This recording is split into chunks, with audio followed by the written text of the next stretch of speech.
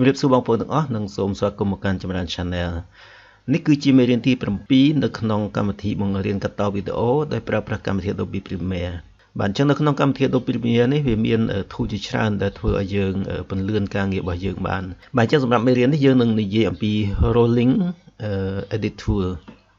បាទនៅ rolling edit tool គឺនៅកន្លែងនេះគឺវាហាយនៅជាមួយ report edit បងប្អូនចុចនៅកន្លែងនេះមក hold វាមកឃើញនៅកន្លែងនេះបងប្អូនអាចប្រើ control សុំទោសបងប្អូនអាចប្រើ shortcut key ដោយប្រើអក្សរ N នៅលើ keyboard របស់យើងហ្នឹងបាទឧទាហរណ៍ថាយើងនៅកំពុងតែនៅលើ selection tool នេះយើងអាចប្រើ hit អក្សរ N មកវាអាចចូលមកកាន់ rolling edit នេះតែម្ដងបាទអញ្ចឹង rolling edit នេះបានន័យថាវា roll ពីយើងកាត់ clip ណាមួយឲ្យវាកាន់តែខ្លីហើយអា clip នៅខាងម្ខាងទៀតវានឹងចាប់ផ្ដើមលាមកដែរហើយខ្ញុំនឹងបង្ហាញឲ្យមើលដើម្បីឲ្យងាយយល់អញ្ចឹងបងប្អូនដាក់នៅចំប្រឡោះកណ្ដាលកន្លែង clip 2នេះរវាង clip 2នេះបងប្អូនចុចកណ្ដាលមកយើងចង់ពន្លានេះបើយើងកាន់អាវីដេអូនេះកាន់តែខ្លីអញ្ចឹងអាម្ខាងមួយទៀតនោះវានឹងពន្លាមកកាន់តែវែងបងប្អូនឃើញហើយខ្ញុំក្រឧទាហរណ៍ឲ្យមើលទេយើងបន្តទៀតសាមើលម្ដងទៀតណាបាទអញ្ចឹងវាខុសពី report edit tool report edit tool កាលមុនយើង hit អក្សរ B មកមើលខ្ញុំគាត់ឧទាហរណ៍ឡើងវិញមើលទេបើសិនយើងដាក់ cursor នៅខាងនេះយើងមើលសញ្ញាព្រួយទៅខាងណាគឺខាងហ្នឹងហើយយើងកាត់អានេះបើយើងអូសវាមកខាងនេះអញ្ចឹងអា clip នៅខាងនេះគឺអត់ដូរទេគឺនៅប្រវែងនៅដដែលតែ clip ខាងនេះគឺកាន់អញ្ចឹងវាមានសារៈប្រយោជន៍ផ្សេងពីគ្នាបងប្អូននៅពេលដែល click កណ្ដាលនេះយើងមើលនៅព័ត៌មាននៅខាងលើ screen យើងវាមានខាងឆ្វេងហើយនៅខាងស្ដាំមើលព័ត៌មានសម្រាប់ clip មួយនិង clip មួយទៀតឃើញទេបាទឧទាហរណ៍យើងនេះយើងមើលឃើញដូចលក្ខណៈ line អញ្ចឹងយើងចង់បានបញ្ឈប់ទៅណាឧទាហរណ៍ខាងស្ដាំនេះឃើញបរិះម្នាក់នេះគាត់កំពុងតែលោតទឹកនេះយើងអាចបញ្ឈប់ឬយើងអូសមកខាងនេះយើងដឹងថាគាត់ធ្វើកាយវិការអីអញ្ចឹងយើងអាចកាត់វាបាននៅតាមចំណុចណាមួយដែលយើងចង់កាត់ឃើញណាអញ្ចឹងយើងអូសមកប៉ុណ្នេះមកអញ្ចឹងយើងឃើញគាត់លោតទឹកតែម្ដងបាទយើង play ម្ដង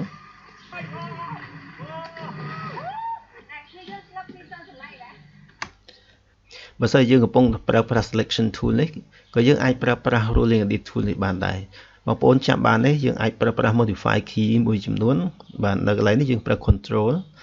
បើសិនជាបងប្អូនចុច control ទៅជាប់បងប្អូនដាក់ cursor យើងមកចំកណ្ដាលនេះវានឹងចេញសញ្ញានេះមកឲ្យអញ្ចឹងបងប្អូនអាចអូសទាញអូសវាមកអញ្ចឹងអាចពន្លឿនការងាររបស់យើងបានមួយចំនួនដែរអញ្ចឹងយើងមិនបាច់ចាំមកកាន់កន្លែងនេះ click ឲ្យ hold ទេហើយឬក៏យើងអាចប្រើkeyboard shortcut ហ្នឹងទេគឺយើងប្រើនៅក្នុង tool នេះដដែលប៉ុន្តែយើងមាន modify key ដើម្បីយើងប្រើប្រាស់វាអញ្ចឹងបើសិនបងប្អូនចុចនៅកន្លែងកណ្ដាលនេះបងប្អូនអាចប្រើប្រាស់សញ្ញាព្រួយឆ្វេងស្ដាំរបស់យើងក៏បានដែរយើងចុច control ជាប់មកហើយយើងអាច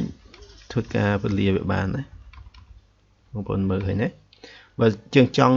កាត់វាបានប្រវែង5 frame ម្ដងយើងចុច shift បូក shift មួយទៀត